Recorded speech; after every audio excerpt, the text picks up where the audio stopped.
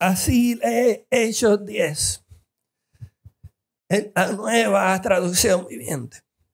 Al día siguiente, mientras los mensajeros de Cornelio se acercaban a la ciudad, Pedro subió a la azotea a orar. Era alrededor del mediodía y tuvo hambre pero mientras preparaban la comida, cayó en un estado de éxtasis, en una visión. Vio los cielos abiertos y algo parecido a una sábana grande que bajaba por las 4 puntas. En la sábana había toda clase de animales, reptiles y aves. Luego una voz le dijo: levántate, Pedro, mátalos y come de ellos. No, Señor, dijo Pedro, jamás he comido algo que nuestras leyes judías declaren impuro e inmundo. Pero la voz habló de nuevo, diciendo: no llames a algo impuro si Dios ya lo ha hecho limpio. La misma visión se repitió 3 veces y repentinamente la sábana fue subida al cielo. Pedro quedó muy desconcertado. ¿Qué podría significar la visión? Justo en ese momento, los hombres enviados por Cornelio encontraron la casa de Simón de pie frente a la puerta. Preguntaron si allí se hospedaba un hombre llamado Simón Pedro. Entre tanto, mientras Pedro trataba de descifrar la visión, el Espíritu Santo le dijo: 3 hombres han venido a buscarte. Levántate, baja y vete con ellos sin titubear. No te preocupes porque yo los he enviado. Esta es la palabra de Dios y me gustaría que inclinen sus rostros y oremos. Espíritu Santo, hoy recibimos esta palabra de Dios para alimentar nuestras mentes, nuestros corazones, nuestras almas con ella. Permite, Señor, que esto cale en lo más profundo de nuestro ser y que rinda fruto en abundancia. En el nombre de Jesús, amén y amén. Pueden sentarse.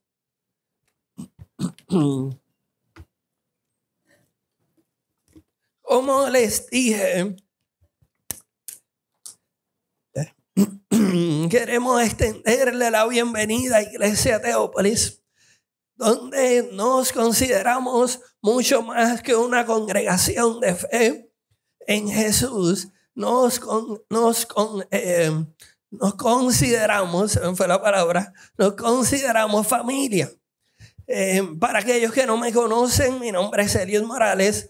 Y como les dije, hoy llegamos al capítulo final de la serie Caminando en el Espíritu, y debo de confesarles algo, y es que durante estas semanas, para prepararnos en estos mensajes, escuchando las predicaciones, conociendo al Espíritu Santo como persona, el modelo de dependencia del Espíritu que Jesús nos dejó, la soberanía del Espíritu Santo, la dirección del Espíritu Santo, la prisa versus el Espíritu y la dependencia en nuestras fuerzas en lugar de depender del Espíritu. Dios me ha confrontado con una pregunta que ha estado rondando en mi mente a lo largo de esta serie y que me pretendo contestar en mis propias palabras en este mensaje, y es la siguiente pregunta: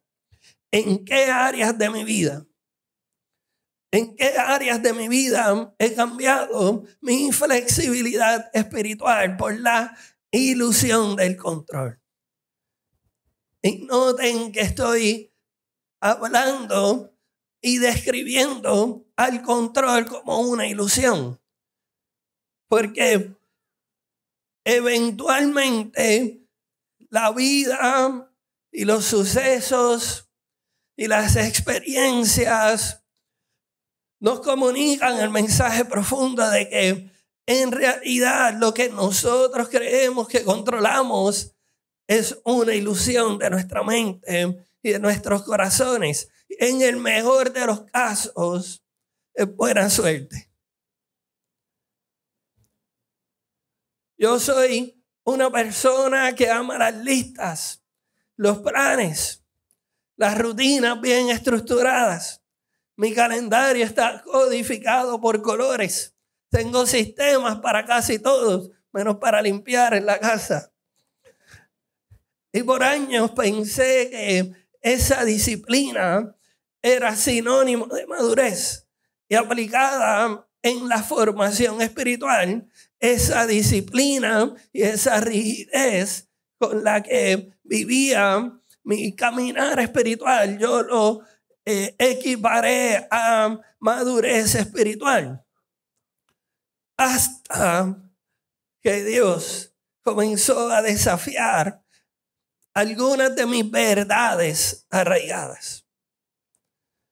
¿Alguna vez se han encontrado defendiendo no tanto la verdad de Dios, sino sus propias formas de entender esa verdad? ¿Han notado que a veces las tradiciones espirituales, por buenas que sean, pueden convertirse en muros que los protegen, nos evitan depender del Espíritu Santo?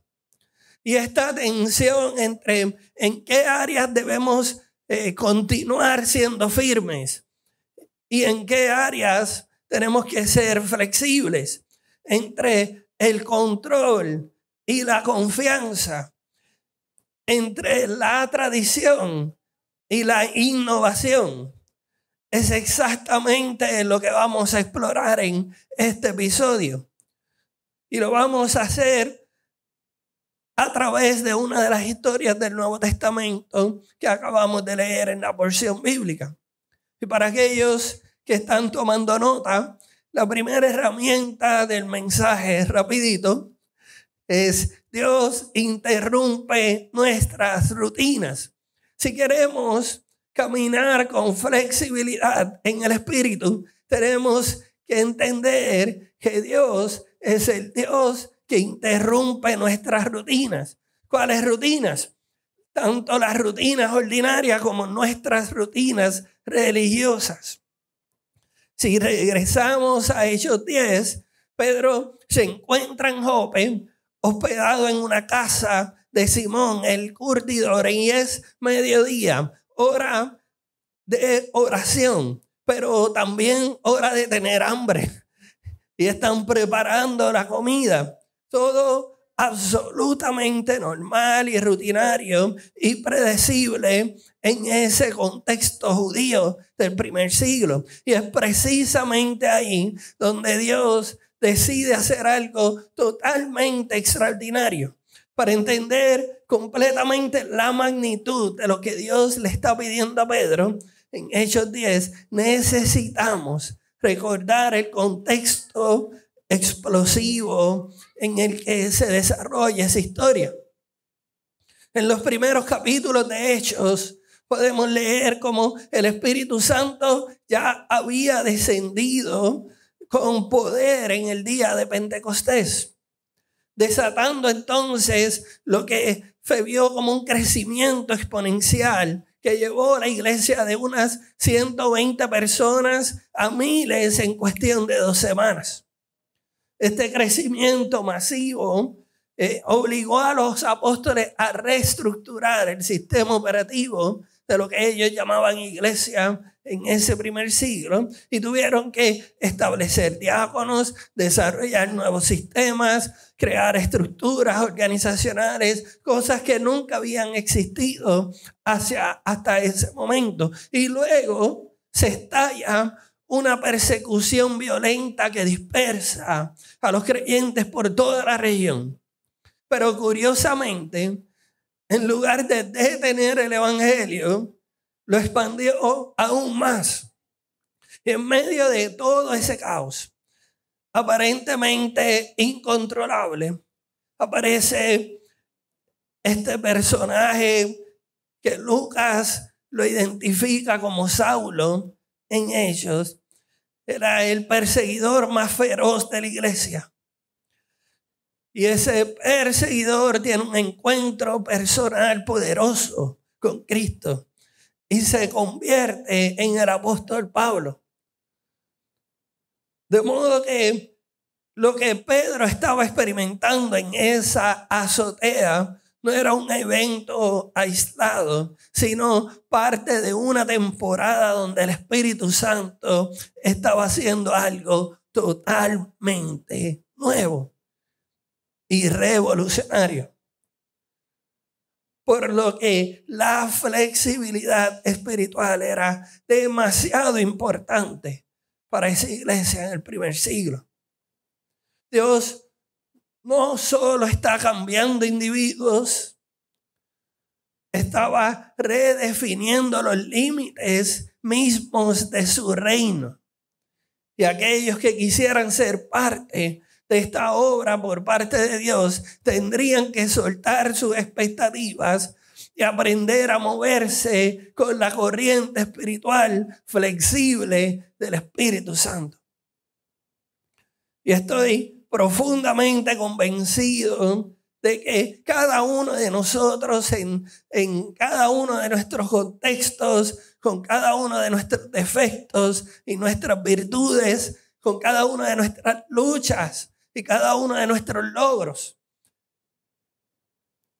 nos encontramos en un momento que lo mismo está por suceder en esta generación. Pero ¿qué está por suceder? Quizás estos versos no den alguna idea. Verso 9. Al día siguiente, mientras los mensajeros de Cornelio se acercaban a la ciudad, Pedro subió a la azotea a orar. Era alrededor del mediodía y tuvo hambre, pero mientras preparaban la comida, cayó en un estado de éxtasis, cayó en una visión. Y lo primero que me llama la atención de este verso es que Dios frecuentemente nos habla cuando estamos en momentos de necesidad y vulnerabilidad intensa. Lo vimos en el episodio donde vimos cuando Jesús fue al desierto y pasó hambre y sed. Lo vimos en diferentes contextos en los mensajes. Lo que me lleva a pensar que si estamos atravesando por algún momento de necesidad y vulnerabilidad, cuidado, enciende tu oído, vela y ora, porque Dios es muy probable que está por comunicarte algo trascendente para tu vida. Pedro tenía hambre física, pero estaba a punto de descubrir que tenía un hambre espiritual mucho más profunda. Un hambre de una comprensión expandida de quién es Dios y cómo obra. Y lo mismo es cierto para cada uno de nosotros. Dios quiere hablarnos en medio de nuestras circunstancias de dolor y necesidades. ¿Se han fijado cómo Dios parece deleitarse en interrumpir hasta nuestras rutinas más sagradas? Moisés estaba pastoreando ovejas cuando vio la zarza ardiente. David estaba cuidando ganado cuando Samuel llegó a ungirlo. Los discípulos estaban pescando cuando Jesús los llamó. Dios no se opone a nuestras rutinas, pero sí se opone cuando nuestras rutinas nos hacen vivir menos dependientes de Él. Continuando con los próximos versos, verso 11. Pedro vio los cielos abiertos y algo parecido a una sábana grande que bajaba por sus 4 puntas. Y en la sábana había toda clase de animales, reptiles y aves. Y esta, mis hermanos, no es una visión cómoda para Pedro. Es una visión que lo confronta contundentemente. Y esto me lleva a pensar que Dios no siempre nos habla para confirmarnos lo que ya sabemos. Muchas veces Él nos habla para expandir lo que creemos que puede ser posible.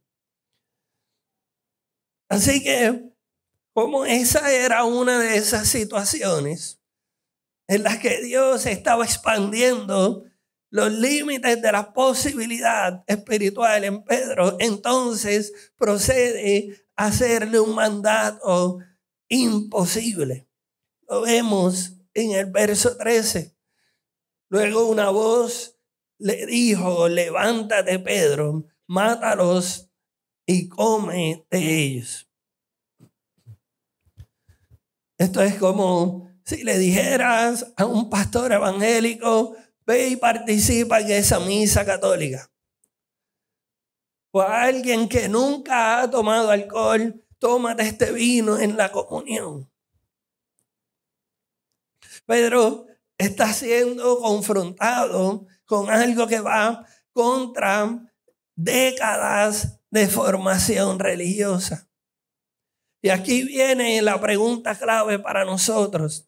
¿Qué hacemos cuando Dios nos pide algo que desafía nuestras categorías espirituales más profundas? ¿Qué hacemos?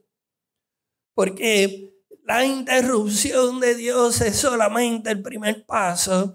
El verdadero desafío viene cuando, herramienta número 2, tenemos que ceder el control.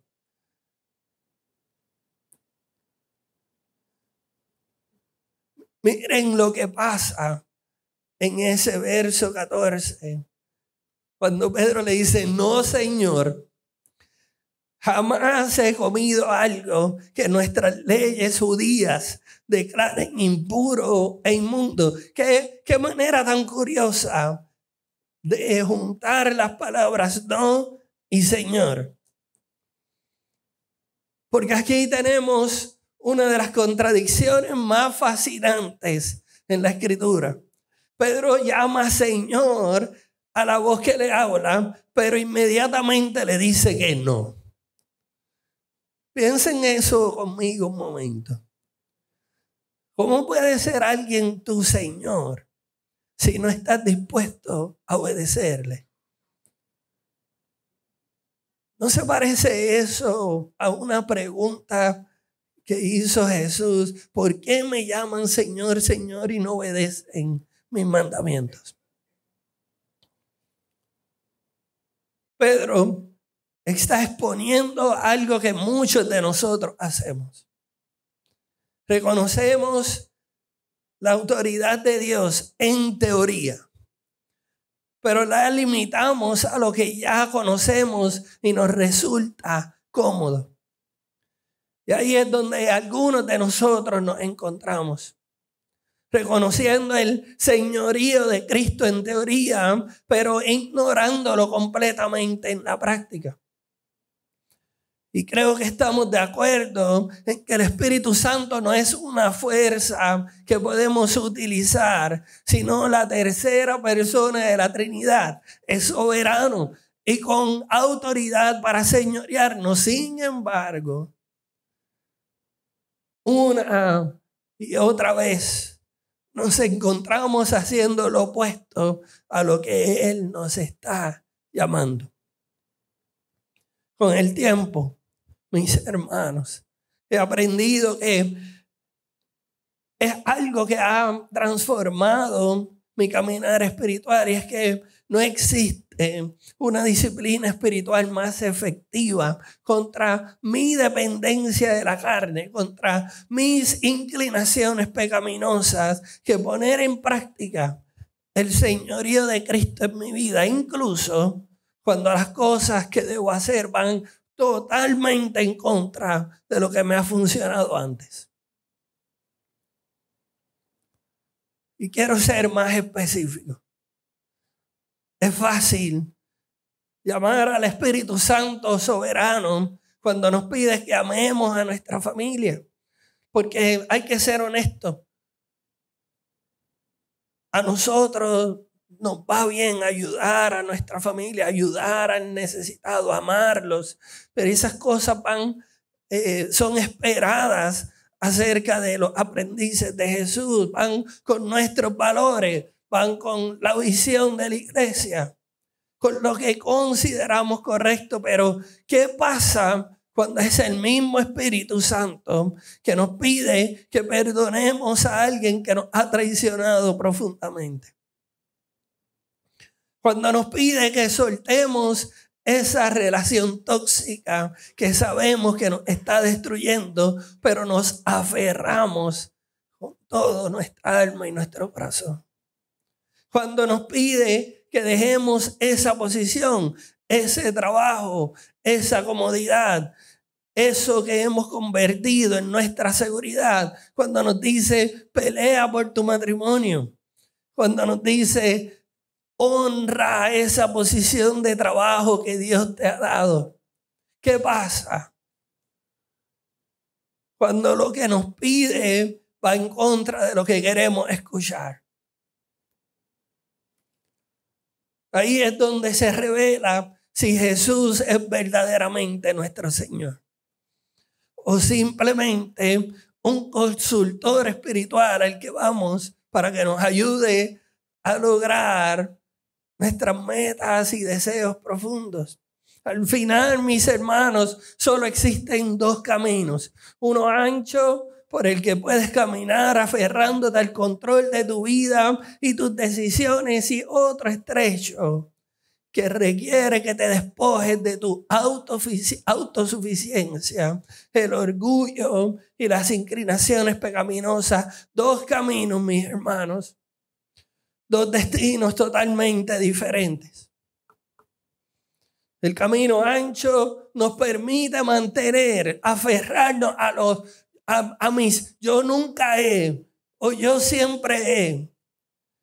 Te permite seguir siendo el arquitecto de tu propia espiritualidad. Puedes llamar a Jesús tu Señor mientras mantienes el control de tus decisiones importantes. El camino estrecho, por otro lado, requiere algo muy radical. Y es la muerte diaria de tu necesidad de control. La muerte diaria de nuestra necesidad de control. Requiere que reconozcas que tu entendimiento, por más espiritual que parezca, puede estar limitando la obra de Dios en tu vida. Ahora bien, la resistencia de Pedro también nos revela algo profundo que quiero que capten bien. Y es que Pedro tenía el ídolo del control disfrazado de estabilidad espiritual. ¿A qué me refiero? Pues que Pedro había construido su identidad alrededor de un sistema predecible de reglas que le daban la sensación de control de su espiritualidad. Sabía exactamente qué comer, qué no comer, con quién asociarse, de quién mantenerse alejado. Su fe tenía unas fronteras bien claramente definidas, unos límites que no se cruzaban, unas expectativas que podías predecir de manera certera. Y aquí hay un problema. Porque el día en que la búsqueda excesiva de estabilidad se convierte en una barrera para caminar en el espíritu, será muy difícil que nosotros escuchemos la voz del espíritu, porque esa búsqueda de estabilidad lo que hace es que nos aferremos más al status quo, aunque Dios quiera llevarlo más allá. Al igual que Pedro, algunos de nosotros hemos convertido rutinas espirituales en cárceles muy bien adornadas. Preferimos la seguridad de lo conocido sobre la aventura que significa seguir al Espíritu. Hemos transformado la fe en un sistema de control personal en lugar de una relación de confianza. ¿Por qué? Porque para confiar hay que arriesgar. Y en nuestro tiempo solamente tomamos riesgos si son muy bien calculados, si están informados por la data correcta. Pero el Espíritu Santo nos está llamando, nos está poniendo en nuestros corazones, porque sé que es lo que ha estado pasando en nuestra iglesia. Nos está poniendo cosas en nuestros corazones. Nos está poniendo pasos de fe que tenemos que dar, que si no dependemos de Él va a ser imposible darlos y mucho menos sostenerlos. Nos está llamando a tomar riesgos de fe.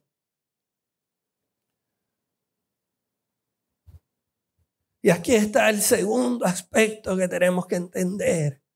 Pedro había desarrollado un sistema religioso tan completo que ya no necesitaba depender tanto del Espíritu Santo, sino seguir las reglas. Sus tradiciones le decían exactamente qué era lo que tenía que hacer. Tenía respuestas prefabricadas, reacciones automáticas, categorías bien definidas y se las recitaba a todo el mundo, hasta el mismo Espíritu Santo.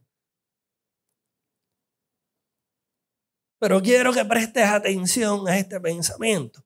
Cuando las tradiciones eliminan la necesidad de escuchar la voz fresca de Dios, se han convertido en ídolos. Cuando lo yo nunca he, cuando lo yo siempre he, se convierten en unas barreras que eliminan la necesidad, nuestra necesidad de escuchar la voz fresca del Espíritu. Eso nunca es. Eso yo siempre he. Se han convertido en nuestros ídolos. Y quisiera que nos hiciéramos varias preguntas sin levantar la mano. Te las contestes tú mismo. ¿Se sienten seguros por sus rutinas espirituales o por su relación con Dios? ¿Reaccionan con ansiedad cuando sus formas habituales son interrumpidas o desafiadas? ¿Confían más en los métodos de oración, terapia, resolución de conflictos que en la guía del Espíritu Santo? ¿Acaso sus prácticas espirituales se han vuelto mecánicas en lugar de relacionales? Ese jamás he comido algo que nuestras leyes judías declaren impuro de Pedro, ahí él está apelando a su historial de obediencia, a su pureza religiosa, a su consistencia. Pero aquí está la trampa. Estaba confundiendo la verdadera fidelidad con la simple consistencia. Ser consistente no significa que eres fiel. Y mucho menos que estás haciendo obediencia fiel a la voz del Espíritu Santo. Yo lo he aprendido con muchas lágrimas, lo he aprendido con rodillas peladas, con codos pelados. Y quisiera que nosotros lo aprendamos aquí, no solamente aquí en nuestra mente, sino aquí en nuestros corazones. Así que me gustaría que prestes atención a este pensamiento. La verdadera fidelidad no es hacer siempre lo mismo, es obedecer siempre al mismo Espíritu Santo. Incluso cuando esa obediencia nos lleve hacia caminos totalmente nuevos y desconocidos. Cuando nos lleve a tomar decisiones que pueden desestabilizar nuestra estabilidad, nuestra ilusión de control de las cosas. Imaginen, Pedro pensaba que estaba defendiendo su santidad, la santidad, pero en realidad estaba defendiendo su necesidad de controlar y predecir cómo Dios obraría. Y muchas veces mantener ese status quo se convierte, al igual que Pedro, en nuestra barrera espiritual que nos impide responder a la dirección fresca del Espíritu Santo, a lo nuevo que Dios está haciendo. Por eso tenemos que tener claras también esta tercera herramienta para aquellos que están tomando nota. Tenemos que aprender a redefinir quién tiene la autoridad en nuestras vidas. Tenemos que hacerlo. Porque en los yo nunca he, en los yo siempre he, podemos tener ese acercamiento de decirle, Espíritu Santo, tú eres soberano, pero yo nunca voy a hacer eso que tú me estás pidiendo. Y mira lo que el Espíritu Santo le contesta a Pedro en el verso 15. Pero la voz habló de nuevo y le dijo, no llames a algo impuro si Dios lo ha hecho limpio. Esta frase lo cambia todo. Dios no está aboliendo la santidad. Dios no está llamando bueno a lo malo y malo a lo bueno. Él está redefiniendo quién tiene la autoridad para determinar qué o quién es santo. Pedro había asumido que él tenía la autoridad para definir las categorías de pureza e impureza. Había tomado tradiciones interpretativas y las había elevado al nivel de Dios mismo. Y quiero detenerme un momento en ese punto porque creo que va a ser vital para que podamos ser testigos de lo que el Espíritu Santo quiere hacer en tu vida, en nuestra iglesia, en Mayagüez como en el cielo. Porque tampoco estoy hablando de empezar a quitar categorías de pecados a cosas que la Biblia habla directamente y claramente que son pecados. Tampoco estoy llamando a que nos unamos al movimiento de este tiempo de llamar malo a lo bueno y bueno a lo malo. Estoy hablando de caminar en el Espíritu con flexibilidad del reino. Y eso nos va a requerir despojarnos de nuestros paradigmas y prejuicios sociales que ya se nos han enseñado, que ya están incrustados dentro de nosotros. Porque estoy convencido que en Mayagüez como en el cielo no se tratará de más actividades y cambios superficiales, sino de la manifestación poderosa del Espíritu Santo. El mismo poder que levantó a Jesús de los muertos, transformando nuestros corazones y nuestras comunidades. Pero aquí está el problema. Aquí está mi problema también. No es el problema de ustedes, es nuestro problema. Mientras sigamos aferrándonos a los conceptos de impureza y limpieza, y no me refiero a la santidad bíblica, sino a nuestros prejuicios sociales, disfrazados de espiritualidad. Seguiremos buscando cambios superficiales en lugar de transformaciones profundas.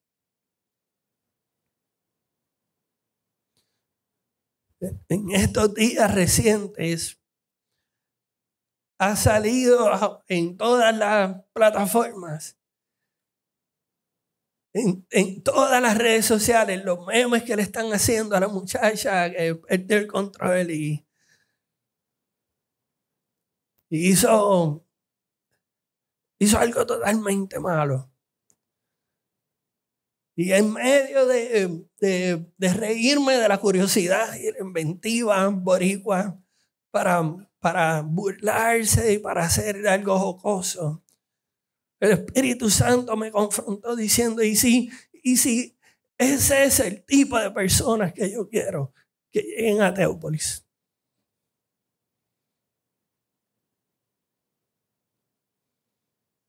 ¿Acaso ella no necesita?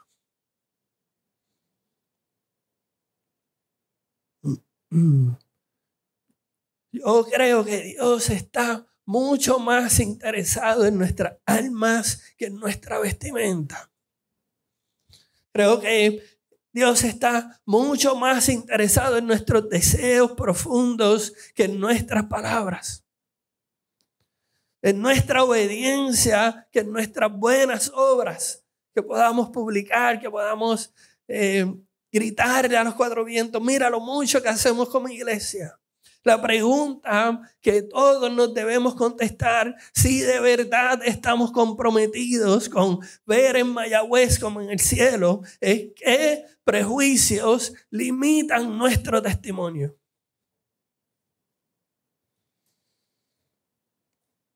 Porque en nuestro contexto puertorriqueño y mayagüezano, ¿cuáles son esos alimentos impuros que nos impiden ver a Dios obrar como Él quiere? ¿Será el joven con tatuajes que asumimos que no es de los nuestros? O la persona que se crió en residenciales públicos, personas que han pasado, que a leguas se notan que no comparten nuestra clase social y no es de los nuestros. Esa no es la gente que queremos en Teópolis. Hay iglesias que piensan así. ¿O acaso será la familia de clase social distinta que pensamos que pues, puede venir pero nunca va a poder encajar en nuestra iglesia?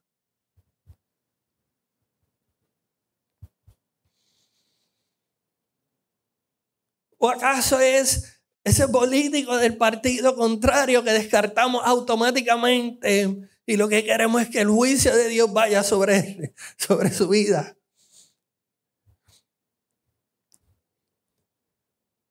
¿O acaso la persona con el pasado complicado que creemos que no puede ser usada por Dios? Pasó esto en su vida, ya Dios no lo puede usar.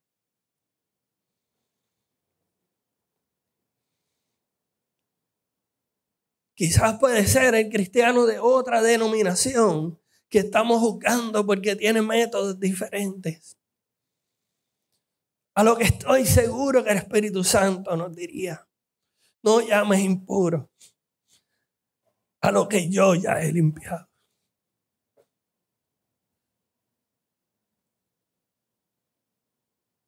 Quiero que presten atención al siguiente pensamiento. Caminar en el Espíritu con flexibilidad es aprender que Dios puede limpiar lo que nosotros consideramos impuro y puede usar a quien nosotros consideremos inadecuado.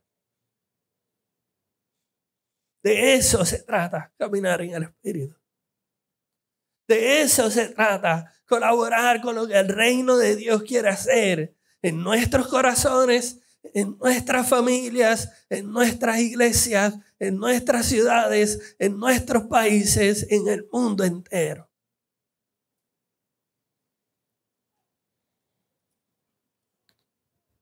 Y al igual que Pedro, Esto es un mensaje que tiene que ser repetido en nuestras vidas varias veces. Por eso en el verso 16 aparece registrado que la misma visión se repitió 3 veces y repentinamente la sábana fue subida al cielo. Esto porque en la cultura bíblica, la repetición triple indica algo absoluto e irrevocable. Cuando Jesús le pregunta 3 veces a Pedro, ¿me amas? Cuando Pablo rogó 3 veces al Espíritu Santo que le quitara el aguijón de la carne. Cuando Jesús oró 3 veces en el Getsemaní. En este caso, Dios no está sugiriendo un cambio.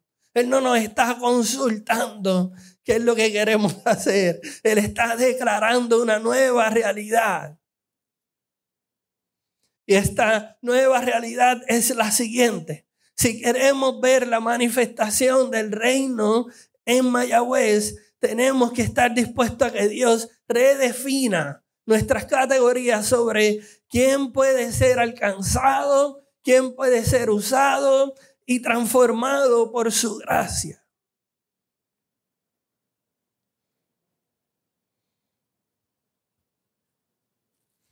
Porque al igual que Pedro, aquí está lo que no comprendemos. Que esa visión no se trataba de comida.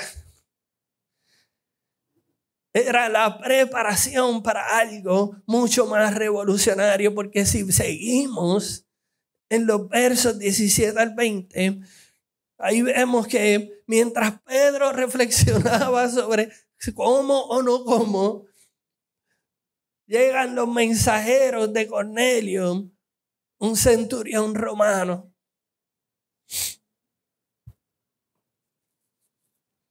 Que se estaba acercando ahí. Dios estaba preparando a Pedro para el momento más revolucionario de la iglesia del primer siglo. La inclusión de los gentiles, de los no judíos en el evangelio. La comida, mis hermanos, era solo un símbolo. El verdadero desafío era y continúa siendo el mismo. Estamos dispuestos a expandir nuestras categorías sobre a quién puede alcanzar la gracia de Dios. Estamos realmente dispuestos a eso. Estamos dispuestos a las implicaciones que eso tiene de la gente que va a estar llegando, de la gente con la que nos vamos a sentar a comer, de la gente a la que vamos a servir, de la gente a la que vamos a alcanzar. En verdad entendemos eso.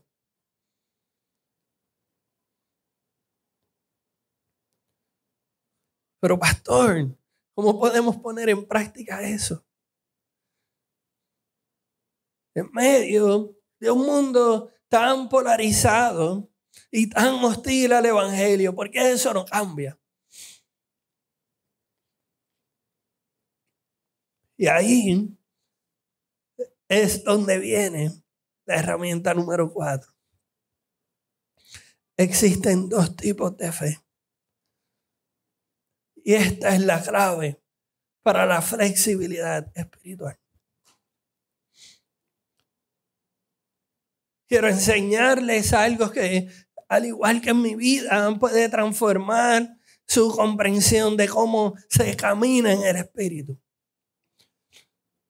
Y para entender la verdadera flexibilidad espiritual, necesitamos distinguir entre 2 aspectos muy cruciales de la fe que a menudo confundimos. El primero se trata de la fe en Jesús.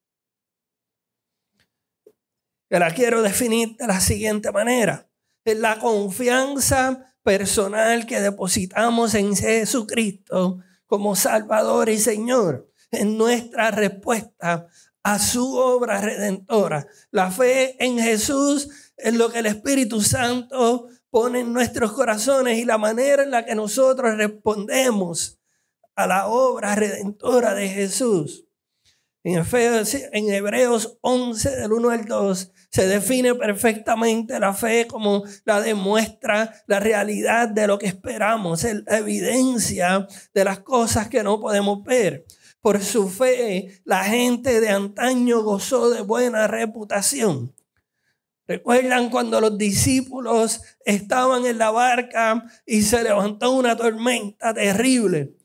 Jesús estaba durmiendo y ellos, desesperados, llenos de miedo, despertaron a Jesús gritando: Señor, sálvanos que perecemos. Esa confianza puesta en práctica es la fe en Jesús. En la fe de nadie puede hacer algo al respecto, tengo que ir donde Jesús. Y esta es la fe que Pedro conocía muy bien. Es la confianza en las promesas de Jesús y en su poder, en su autoridad. Y es absolutamente esencial. Pero hay otro tipo de fe que debe producirse en nuestras vidas a raíz de la fe en Jesús. Y es la siguiente: la fe de Jesús. La fe de Jesús es la confianza inquebrantable que Jesús tenía en su Padre, mostrada en su vida y obediencia total. La confianza que tenía en su Padre. El tipo de fe que se registra en las palabras de Jesús en Juan 6:38, cuando dice: pues he descendido del cielo para hacer la voluntad de Dios, quien me envió, no para hacer mi propia voluntad. Y en Getsemaní: Padre mío, si es posible, pasa de mí esta copa, pero no sea como yo quiero, sino como tú. Hágase tu voluntad. La fe de Jesús es su modelo de confianza total en su Padre. Su disponibilidad completa a la dirección de Dios, incluso cuando no entendía completamente el plan. Me gusta mucho la versión de Reina Valera 1960 de Gálatas 2:20. Pablo dice algo fascinante. Ese detalle de la fe en y la fe de se expresa en ese verso.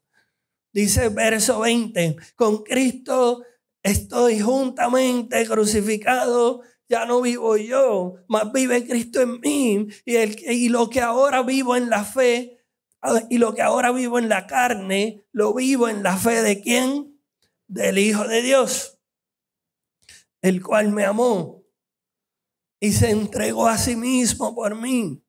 Pablo está diciendo que hay una experiencia, hay un momento de transición en nuestras vidas donde tenemos que dejar de vivir nosotros y tener una fe en Jesús y decidir vivir por la fe de Jesús. Ese tipo de fe que tenía Jesús.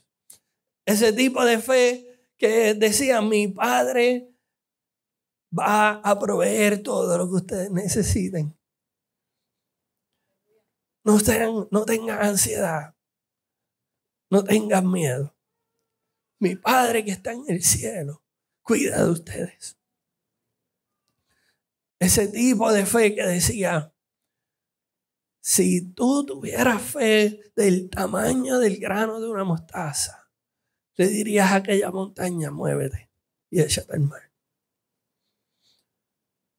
Aquel tipo de fe que aunque se estaba desangrando en una cruz decía: Padre, perdónalos, porque ellos no saben lo que han hecho. Pablo no solo habla de su fe en Cristo, sino de la fe en Cristo, de la fe de Cristo. La fe de Jesús como fuente de poder y salvación es fundamental para la fe que los cristianos tenemos en Él. Pero muchos de nosotros estamos aquí porque pusimos nuestra fe en Jesús. para salvación. Sin embargo, he aprendido que para poder caminar en el Espíritu con flexibilidad, es necesario que el Espíritu madure nuestra fe en Jesús para que sea la fe de Jesús. Y aquí está la clave. No solo necesitamos confiar en Jesús para nuestra salvación, la fe en Jesús, sino también adoptar su modelo de confianza total en el Padre, la fe de Jesús. Jesús no se aferró a sus propias iniciativas o expectativas sobre cómo debía desarrollarse su vida y su ministerio. Su flexibilidad ante el Padre nos enseña que la verdadera espiritualidad no está en controlar el plan, en el método, en la rutina, sino en confiar en el planificador.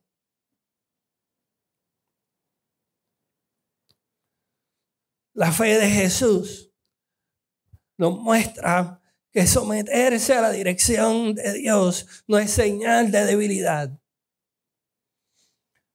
sino de máxima fortaleza espiritual.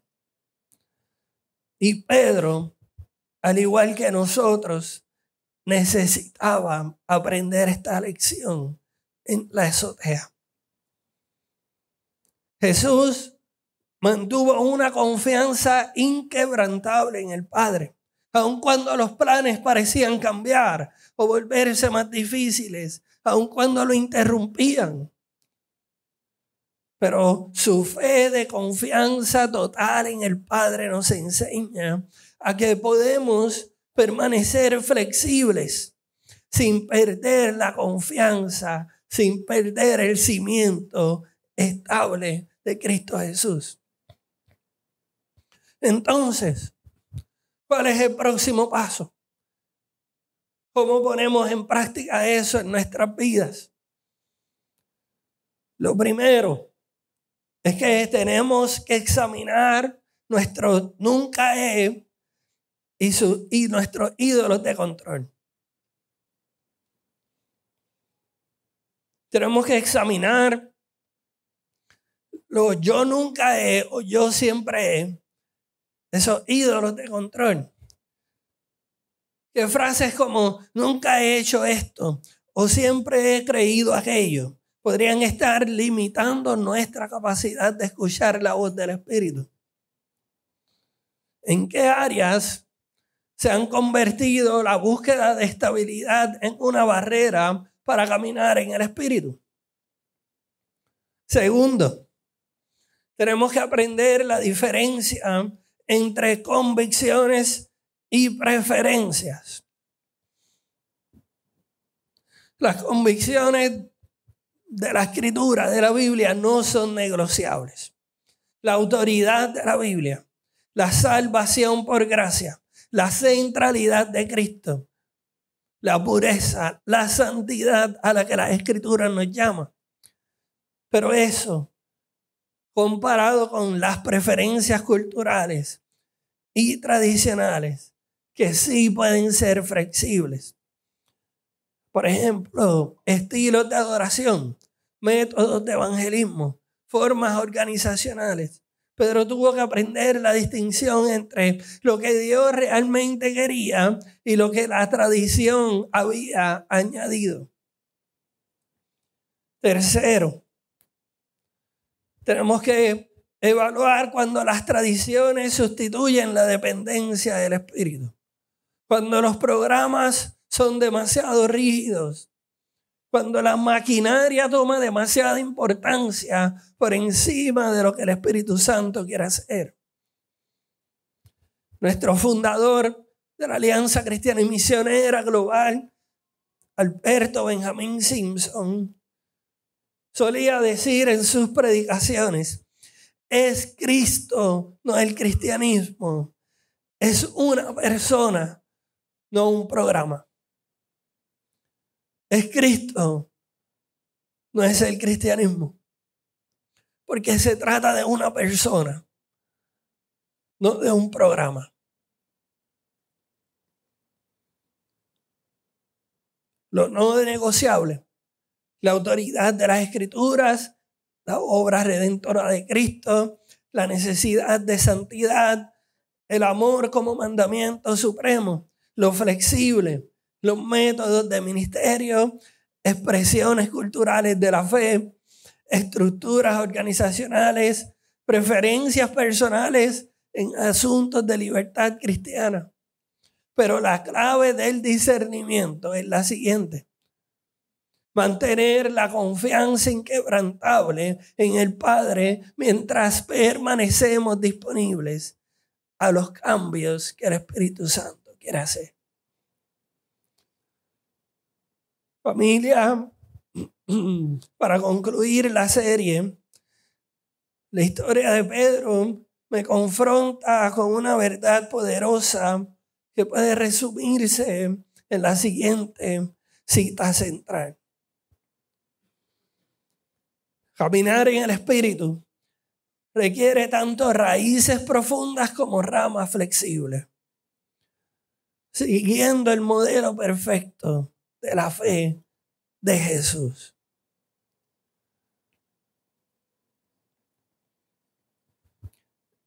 ¿En qué áreas de tu vida necesitas hacer raíces profundas? ¿Por qué te has mantenido construyendo en la superficie?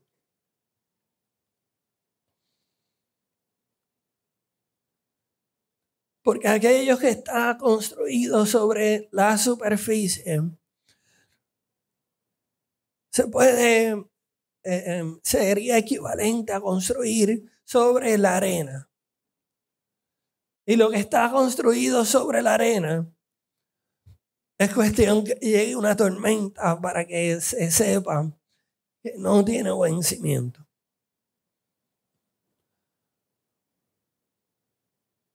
¿En qué áreas de tu vida el Espíritu Santo te está llamando a echar raíces profundas, a construir sobre la roca?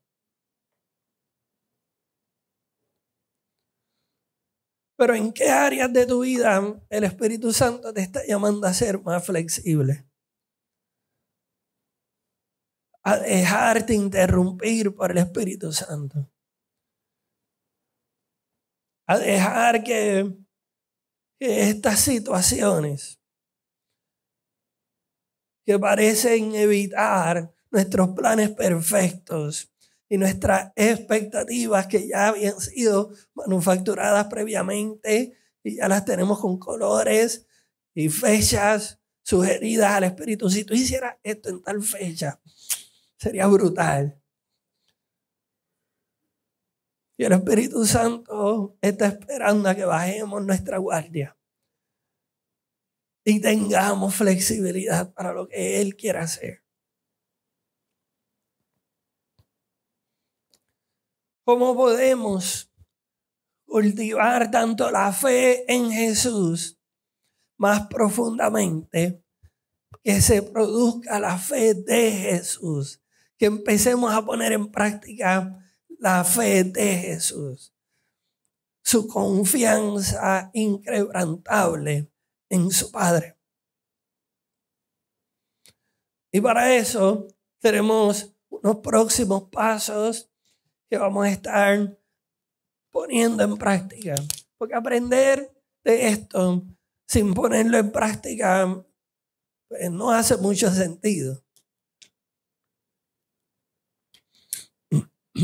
El próximo paso es que esta semana identifiques un disturbio sagrado donde el Espíritu Santo te está llamando a caminar con flexibilidad y ceder el control.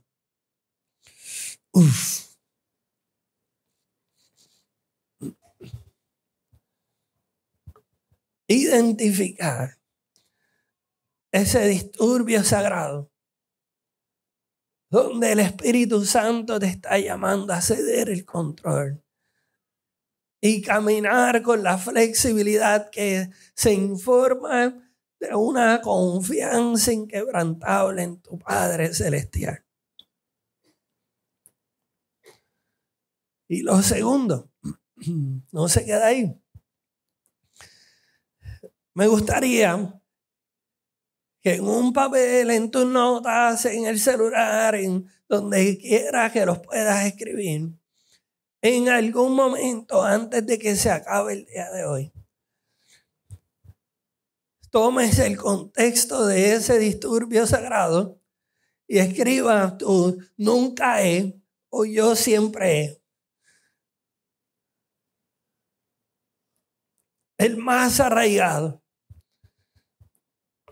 Y pídele al Espíritu Santo que te muestre si ese nunca he o siempre he es una convicción bíblica o una preferencia personal. Si es la autoridad de la Escritura actuando en tu decisión o simplemente como te enseñaron a hacer las cosas, como has aprendido.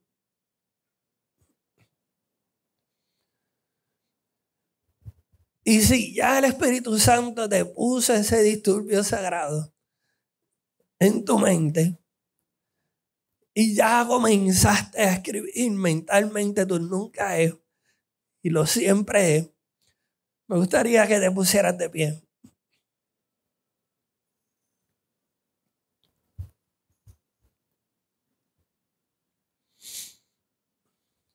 Y oremos al Señor.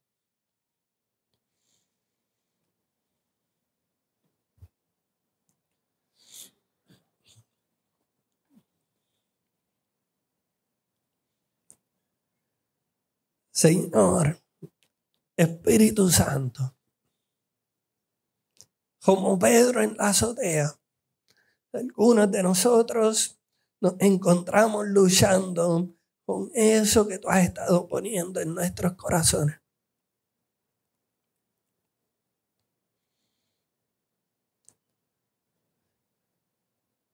Ayúdanos a discernir tu voz. Aun cuando las instrucciones y la dirección desafíen nuestras expectativas. Danos raíces profundas en tu verdad y al mismo tiempo ramas flexibles para movernos con tu espíritu.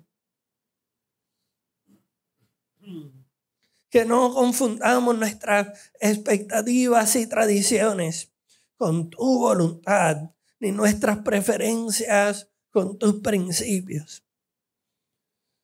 Haznos sabios para distinguir entre lo que debe permanecer firme y lo que debe adaptarse.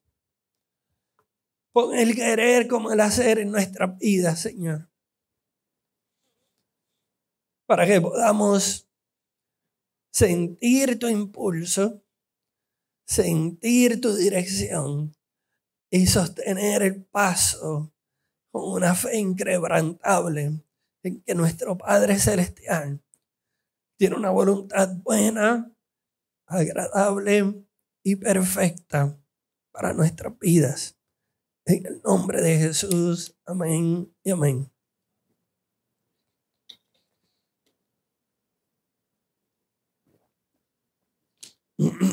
Ahora queremos responder a esta palabra tomando la cena del Señor.